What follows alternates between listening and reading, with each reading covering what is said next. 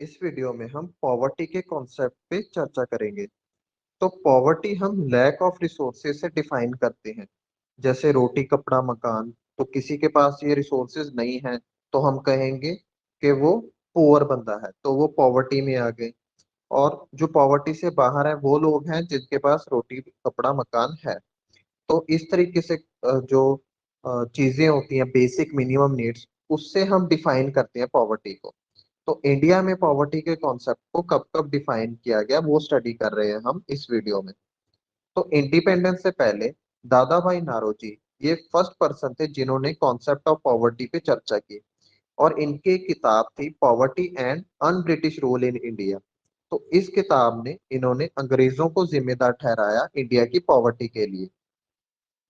उसके बाद planning commission ने कई स्टडी ग्रुप और टास्क फोर्सेस बिठाई। और प्लानिंग कमीशन का ही ये काम होता था कि वो पॉवर्टी लाइन को डिफाइन करें, और पॉवर्टी को डिफाइन करने के साथ साथ बताएं कि कौन से लोगों को हमने पॉवर्टी के अंदर रखना है, किनको हमने कहना है कि वो पुअर स्टेटस से बिलोंग नहीं करते। तो इसलिए 1962 में एक स्टडी ग्रुप बिठाया गया पॉवर्टी को डिफाइन करने के लिए। 1979 में एक टास्क फोर्स आई प्लानिंग कमीशन की ही। तो इन्होंने मिनिमम नीड्स और इफेक्टिव कंजम्पशन डिमांड पे फोकस किया कि किसी के पास अगर मिनिमम नीड्स पूरे करने के लिए पैसे हैं या वो कर पा रहे हैं तो वो पुअर नहीं है। और जिनके पास पैसे नहीं है मिनिमम नीड्स जैसे रोटी कपड़ा मकान, तो इन पे खर्च करने के लिए पैसा नहीं है, तो वो पुअर है। इसी तरीके से लकड़ वाला कमेटी इंपॉर्टेंट है, ये 93 में आए। तो ये भी एक टास्क फोर्स थी, इन्हें चेयर कर रहे थे डीटी लक्कड़वाला। तो उन्होंने भी अपनी पॉवर्टी लाइन डिफाइन की in terms of consumption patterns of poor, कि जो पुअर लोग हैं वो क्या खा रहे हैं और उनकी क्या कंजम्पशन गुड्स हैं।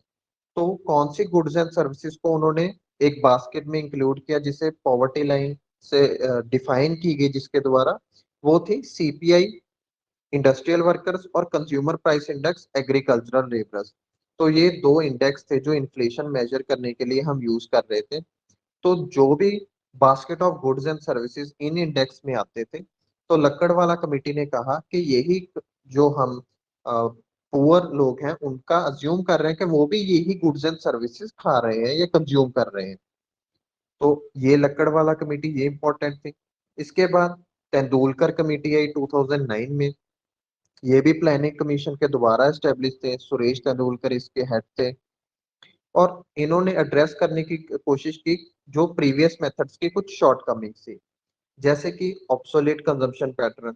जो पहले के मेथड थे वो कंजम्पशन पैटर्न लिंक कर रहे थे एक basket of goods and services से, जो कि 70s में बेस्ड थी, 1970s की। तो अभी तो सिग्निफिकेंट चेंजेस आ गए थे कंजम्पशन पैटर्न्स में। तो जो 70s में कंजम्पशन थी वो काफी चेंज हो गई थी अर्ली 2000 में। तो पुअर लोग भी काफी डिफरेंट तरीके के गुड्स कंज्यूम कर रहे थे या डिफरेंट मात्रा में कंज्यूम कर रहे थे। इसी तरीके से इन्फ्लेशन एडजस्टमेंट की काफी प्रॉब्लम थी जो पहले की पॉवर्टी के कॉन्सेप्ट थे। तो इन्फ्लेशन कैसे एडजस्ट हो, क्योंकि जो चीज बिहार में एक रेट पे मिल रही है वो पंजाब में डिफरेंट रेट पे मिलेगी। इसलिए और टाइम भी डिफरेंट था। ऐसे इन्फ्लेशन के जो लेवल्स हैं 4% 6% ये चेंज होते रहते हैं। तो इन्फ्लेशन को कैसे एडजस्ट किया जाए उसके हिसाब से कैसे पॉवर्टी लाइन को एडजस्ट किया जाए हमारे मॉडल में, तो ये एक बड़ी समस्या थी। फिर जो हेल्थ एंड एजुकेशन एक्सपेंडिचर था ये पहले के पॉवर्टी के कॉन्सेप्ट में इंक्लूड ही नहीं किया गया। तो पॉवर्टी लाइन जब पहले लक्कड़वाला कमेटी जो स्टडी ग्रुप टास्क फोर्स 79 में या 62 में आए थे, तो उन्होंने ये अज्यूम कर लिया कि हेल्थ और education free of cost provide करेगी सरकार। तो जो गरीब वर्ग है वो एजुकेशन तो पब्लिक स्कूल्स में ले लेंगे, या हेल्थ है वो पब्लिक हॉस्पिटल्स में अपना इलाज करवाएंगे, तो उन्हें एक्सपेंडिचर की जरूरत ही नहीं है। तो ये पॉवर्टी में इंक्लूड नहीं किया जाता था। तो ये अज्यूम कर लिया जाता था कि स्टेट प्रोवाइड करेगा। तो इन ड्रॉबैक्स को भी टैकल करने के लिए तेंदुलकर कमेटी ने काम किया। तो इनकी रिकमेंडेशन क्या थी।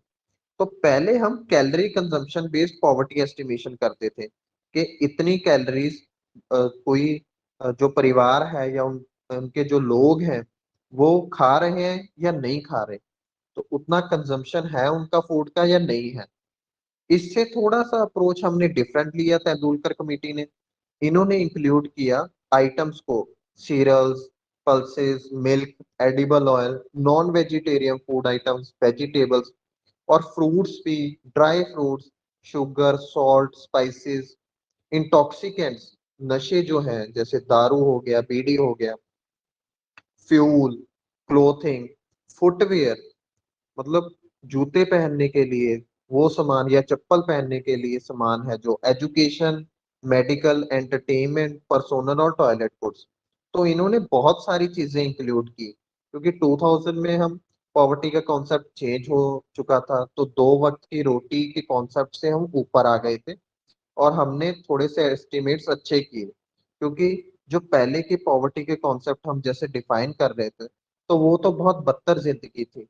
तो उससे हम ये नहीं कहेंगे कि ये चीजें मिल रही हैं तो बंदा पुअर नहीं है। तो थोड़ी सी ये मॉडिफिकेशन अच्छे के लिए हुई, और तेंदुलकर कमेटी ने इतनी सारी चीजें इंक्लूड की कि ये होनी चाहिए एज अ मिनिमम लेवल। फिर ऑल इंडिया पॉवर्टी लाइन को 2004-5 क्राइसिस पे कैसे डिफाइन किया गया? 446.68 पर कैपिटा पर मंथ अगर कोई स्पेंड कर रहा है रूरल एरियाज में, और अर्बन एरियाज में 578.80 रुपीज। तो ये थी पॉवर्टी लाइन। फिर प्राइवेट एक्सपेंडिचर को इंक्लूड किया गया जो हेल्थ और एजुकेशन पे लग रहा था। तो पुराने जो ड्रॉबैक्स था पॉवर्टी के, जो डेफिनेशन थी उनको थोड़ा सा इसने अमेंड किया। तो ये थी तेंदुलकर कमेटी। फिर एक और कमेटी थी, रंगराजन कमेटी, ये बहुत इंपॉर्टेंट है। तो पहले की जो कमिटीज पे जो कॉन्सेप्ट थे उनके हिसाब से पॉवर्टी लाइन डिफाइन हुई ₹22 per day in rural area. तो इस पे काफी नेशनल आउटरीच हुआ, मीडिया में ये खबर पहुंची। जो प्लानिंग कमीशन की सजेस्टेड पॉवर्टी लाइन थी, इस पे बहुत गुस्सा आया लोगों को, तो इसीलिए रंगराजन कमेटी का गठन हुआ और उनको रिकमेंड करने के लिए कहा गया कि वो पॉवर्टी लाइन को रिकमेंड करें, पॉवर्टी के कॉन्सेप्ट को डिफाइन करें इंडिया में। और एक और चीज भी उन्हें as a terms of reference मिली, कि उनकी जो रिकमेंडेशन थी कैसे हम पॉवर्टी के जो रिकमेंडेशंस आएंगी उनको यूज करके एलिजिबिलिटी तय कर सके एंटाइटलमेंट्स की under various schemes of government of India.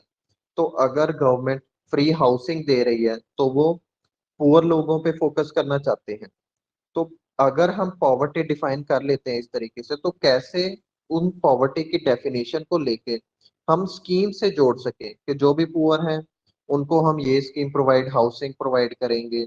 जिसके पास एजुकेशन के लिए पैसा नहीं है तो उन्हें एजुकेशन के लिए फंडिंग या क्लोथिंग फ्री प्रोवाइड कर रहे हैं, या और कोई स्कीम्स है गवर्नमेंट स्कीम्स, कैसे गवर्नमेंट स्कीम्स को भी पॉवर्टी के कॉन्सेप्ट से जोड़ा जा सके। तो ये एक अच्छा टर्म्स ऑफ रेफरेंस था। फिर रिकमेंडेशंस क्या आई रंगराजन कमेटी की? उन्होंने थोड़ी सी डिफरेंट मेथोडोलॉजी अपनाई। उन्होंने ये तक कहा कि जो भी हाउस होल्ड के पास सेव करने के लिए पैसा नहीं है वो पुअर है।